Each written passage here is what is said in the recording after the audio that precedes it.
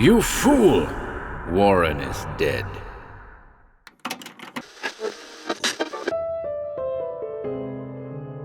Welcome to HorrorBabble. We're back today with a story by popular Weird Tales contributor Henry S. Whitehead. No eyewitnesses first appeared in the August 1932 edition, described as follows. Everard Simon had a weird experience in Flatbush when his shoes were caked with blood and forest mold from the slaying of Jerry the wolf. We hope you enjoy it.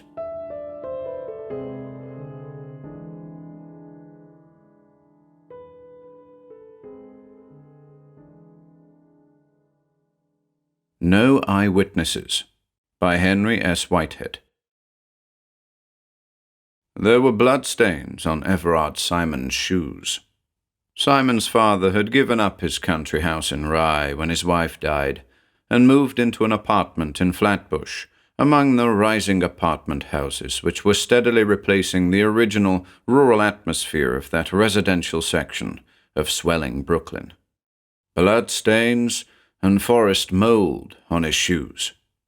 The younger Simon, he was 37, his father getting on towards 70, always spent his winters in the West Indies, returning in the spring, going back again in October. He was a popular writer of informative magazine articles.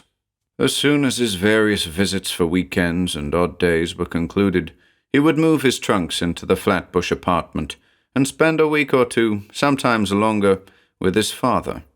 There was a room for him in the apartment, and this he would occupy until it was time for him to leave for his summer camp in the Adirondacks.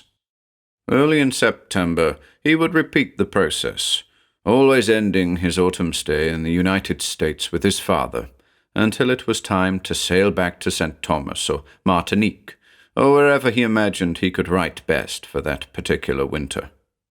There was only one drawback in this arrangement. This was the long ride in the subway, necessitated by his dropping into his New York club every day. The club was his real American headquarters. There he received his mail. There he usually lunched and often dined as well. It was at the club that he received his visitors and his telephone calls. The club was on 44th Street, and to get there from the apartment, he walked to the Church Avenue subway station, changed at DeKalb Avenue, and then took a Times Square express train over the Manhattan Bridge. The time consumed between the door of the apartment and the door of the club was exactly 3/4 of an hour, barring delays. For the older man, the arrangement was ideal. He could be in his office, he boasted, in 20 minutes. To avoid the annoyances of rush hours in the subway, Mr. Simon Sr. commonly left home quite early in the morning, about 7 o'clock. He was a methodical person, always leaving before 7 in the morning and getting his breakfast in a downtown restaurant near the office. Everard Simon rarely left the apartment until after 9, thus avoiding the morning rush hour at its other end. During the 5 or 6 weeks every year that they lived together, the two men really saw little of each other, although strong bonds of understanding, affection, and respect bound them together. Sometimes the older man would awaken his son early in the morning for a brief conversation. Occasionally, the two would have a meal together, evenings or on Sundays. Now and then, an evening would be spent in each other's company. They had little to converse about. During the day, they would sometimes call each other up and speak together briefly on the telephone from club to office or office to club. On the day when Everard Simon sailed south, his father and he always took a farewell luncheon together, somewhere downtown. On the day of his return, 7 months later, his father always made it a point to meet him at the dock. These arrangements had prevailed for 11 years. He must get that blood wiped off. Blood! How? During that period, the neighborhood of the apartment had changed out of all recognition. Open lots, community tennis courts, and many of the older one-family houses had disappeared, to be replaced by the ubiquitous apartment houses. In 1928, The neighbourhood, which had been almost rural when the older Simon had taken up his abode 20 minutes from his Wall Street office, was solidly built up, except for an occasional and now incongruous frame house standing lonely and dwarfed in its own grounds among the towering apartment houses, like a lost child in a preoccupied crowd of adults whose business caused them to look over the child's head. One evening, not long before the end of his autumn sojourn in Flatbush, Everard Simon, having dined alone in his club, started for the Times Square subway station about 9:15. Doubled together lengthwise and pressing the pocket of his coat out of shape was a magazine out that day, which contained one of his articles. He stepped on board a waiting Sea Beach Express train in the rearmost car, sat down and opened the magazine, looking down the table of contents to find his article. The train started after the ringing of the warning bell and the automatic closing of the side doors, while he was putting on his reading spectacles. He began on the article.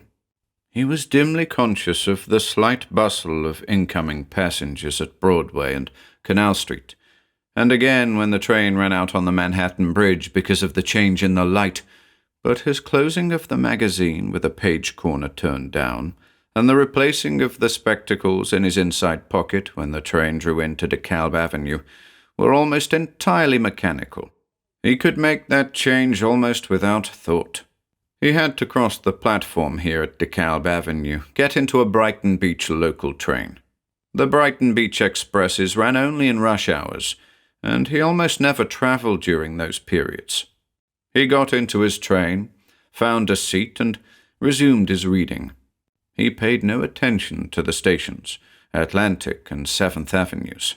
The next stop after that, Prospect Park, would give him one of his mechanical signals, like coming out on the bridge. The train emerged from its tunnel at Prospect Park, only to re-enter it again at Parkside Avenue, the next following station. After that came Church Avenue, where he got out every evening. As the train drew into that station, he repeated the mechanics of turning down a page in the magazine, replacing his spectacles in their case, and putting the case in his inside pocket.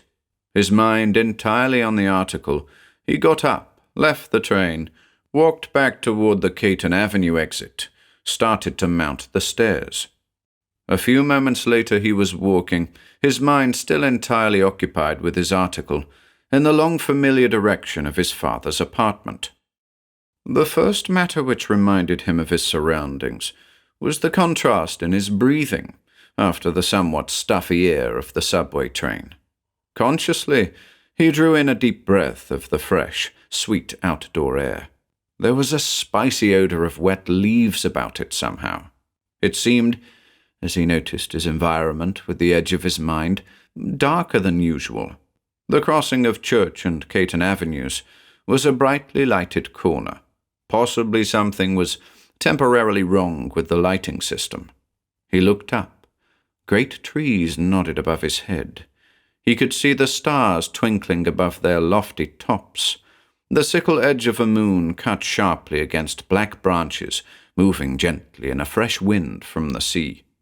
He walked on several steps before he paused, slackened his gait, then stopped dead, his mind responding in a note of quiet wonderment. Great trees stood all about him.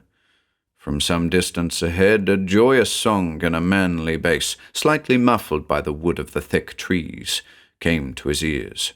It was a song new to him. He found himself listening to it eagerly. The song was entirely strange to him, the words unfamiliar. He listened intently. The singer came nearer.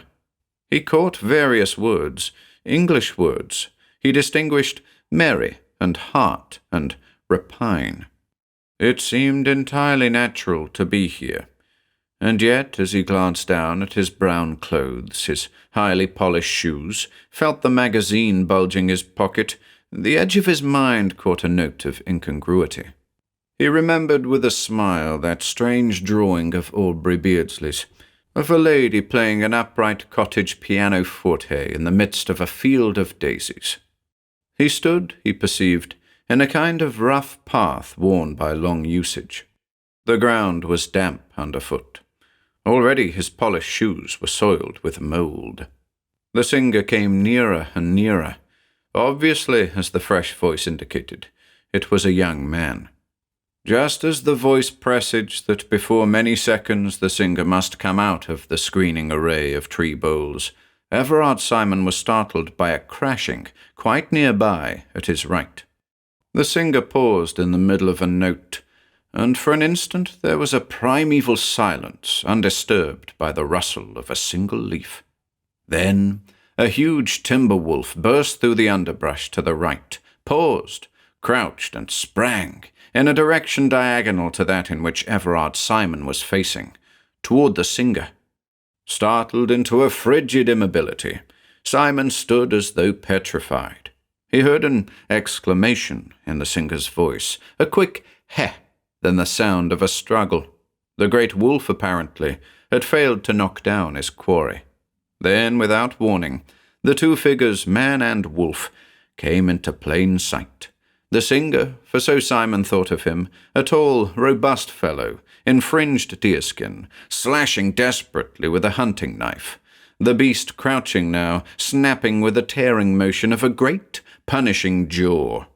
Short-breathed hes came from the man, as he parried dexterously the lashing snaps of the wicked jaws.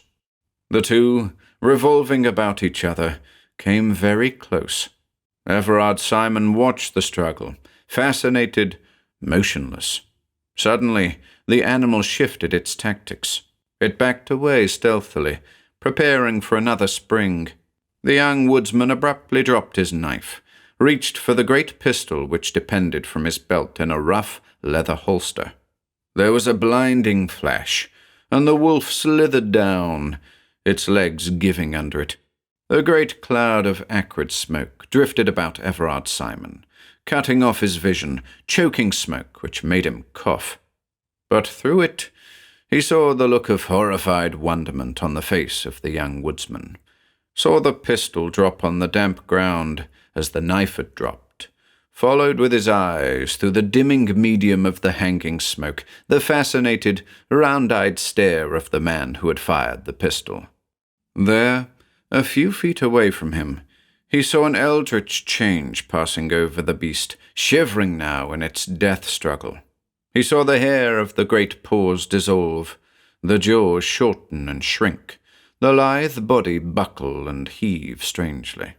He closed his eyes, and when he opened them, he saw the figure in deerskin standing mutely over the body of a man, lying prone across tree roots, a pool of blood spreading from the concealed face, mingling with the damp earth under the tree roots.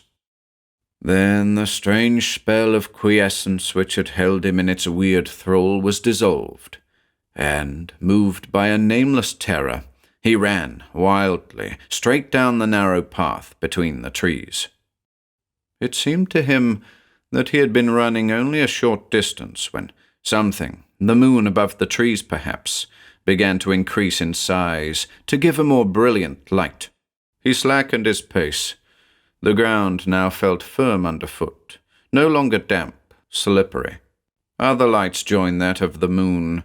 Things became brighter all about him, and as this brilliance increased, the great trees all about him turned dim and pale. The ground was now quite hard underfoot. He looked up. A brick wall faced him. It was pierced with windows. He looked down. He stood on pavement. Overhead, a streetlight swung lightly in the late September breeze. A faint smell of wet leaves was in the air, mingled now with the fresh wind from the sea. The magazine was clutched tightly in his left hand.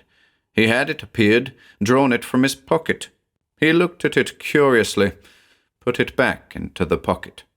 He stepped along over familiar pavement, past well-known facades.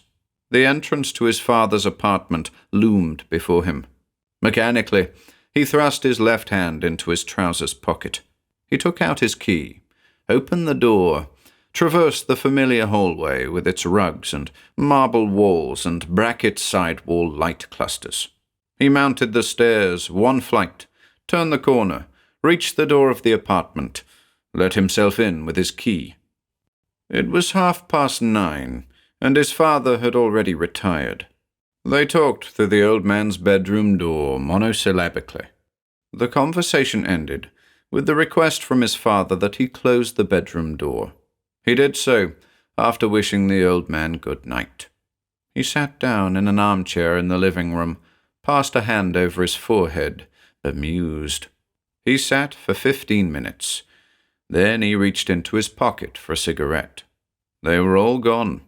Then he remembered that he had meant to buy a fresh supply on his way to the apartment. He had meant to get the cigarettes from the drugstore between the Church Avenue subway station and the apartment. He looked about the room for one. His father's supply, too, seemed depleted. He rose, walked into the entry, put on his hat, stepped out again into the hallway, descended the one flight, went out into the street. He walked into an unwanted atmosphere of excitement. People were conversing as they passed, in excited tones. About the drugstore entrance a crowd was gathered. Slightly puzzled, he walked toward it, paused, blocked on the outer edge. "What's happened?" he inquired of a young man whom he found standing just beside him, a little to the fore. "It's a shooting of some kind," the young man explained. "I only just got here myself. The fellow that got bumped off is inside the drugstore. What's left of him. Some gang war stuff, I guess." He walked away, skirting the rounded edge of the clustering crowd of curiosity-mongers, proceeded down the street, procured the cigarettes elsewhere. He passed the now enlarged crowd on the other side of the street on his way back, returned to the apartment, where he sat, smoking and thinking, until 11, when he retired. Curious, a man shot, just at the time, or about the time, he had let that imagination of his get the better of him. Those trees. His father awakened him about 5 minutes before 7. The old man held a newspaper in his hand. He pointed to a scarehead on the front page. "This must have happened about the time you came in," remarked Mr. Simon. "Yes, the crowd was around the drugstore when I went out to get some cigarettes," replied Everard Simon, stretching and yawning. When his father was gone, and he had finished with his bath, he sat down in a bathrobe to glance over the newspaper account. A phrase arrested him. The body was identified as that of Jerry the Wolf, a notorious gangster with a long prison record. Then, lower down when he had resumed his reading, a large-caliber bullet which, entering the lower jaw, penetrated the base of the brain. No eyewitnesses. Everard Simon sat for a long time after he had finished the account, the newspaper on the floor by his chair. No eyewitnesses. He must really keep that imagination of his within bounds, within his control. Slowly and reflectively, this good resolution uppermost, he went back to the bathroom and prepared for his morning shave. Putting on his shoes in his room, he observed something amiss. He picked up a shoe, examined it carefully. The soles of the shoes were caked with black mold, precisely like the mold from the wood paths about his Adirondack camp. Little withered leaves and dried pine needles clung to the mold, and on the side of the right shoe were brownish stains exactly like freshly dried bloodstains. He shuddered as he carried the shoes into the bathroom, wiped them clean with a damp towel, then rinsed out the towel. He put them on, and shortly afterward, before he entered the subway to go over to the club for the day, he had them polished. The bootblack spoke of the killing on that corner the night before. The bootblack noticed nothing amiss with the shoes, and when he had finished there was no trace of any stains. Simon did not change at DeKalb Avenue that morning. An idea had occurred to him between Church Avenue and DeKalb, and he stayed on the Brighton local, secured a seat after the emptying process which took place at DeKalb, and went on through the East River Tunnel. He sent in his name to Forrest, a college acquaintance, now in the district attorney's office, and Forrest received him after a brief delay. "I wanted to ask a detail about this gangster who was killed in Flatbush last night," said Simon.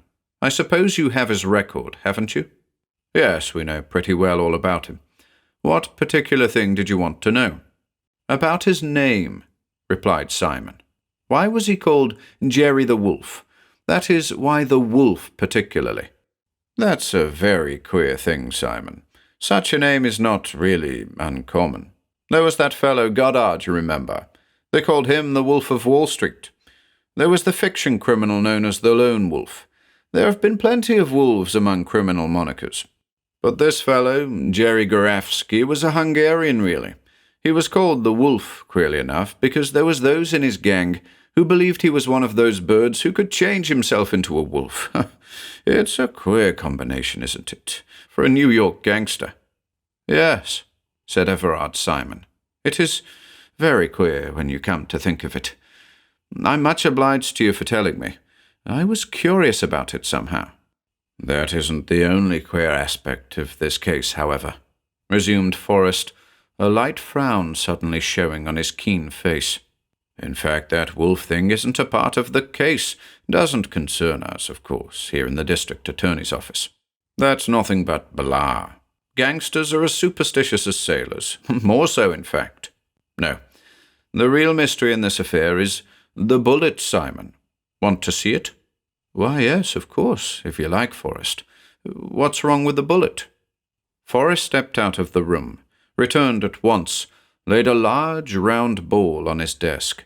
Both men bent over it, curiously. "Notice that diameter, Simon," said Forrest. "It's a hand-molded round ball. Belongs in a collection of curios, not in any gangster's gat. Why, man, it's like the slugs they used to hunt the bison before the old Sharp's rifle was invented. It's the kind of a ball Fenimore Cooper's people used. Deer slayer. It would take a young cannon to throw that thing. Smashed in the whole front of Jerry's ugly mug. The inside works of his head were spilled all over the sidewalk. It's what the newspapers always call a clue. Who do you suppose resurrected the horse pistol, or the ship's blunderbuss, to do that job on Jerry? Clever in a way.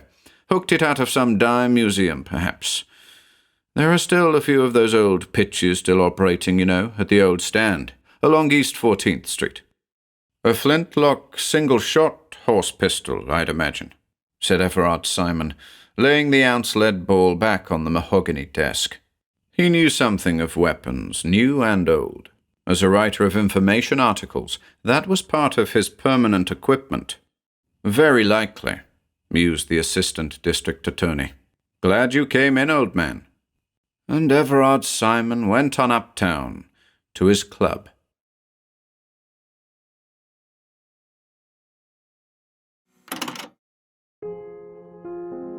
If you enjoyed listening today, be sure to subscribe to the channel by hitting the red subscribe button below. After doing so, click the bell icon next to the subscribe button to receive new content notifications. If you'd like to support our work and receive exclusive perks, consider becoming a channel member by clicking the join button below. To support us in other ways, see the video description for links to our Bandcamp and Patreon pages, our merch store over at Teespring, and further information relating to our releases on Audible, iTunes, and Spotify. And until next time.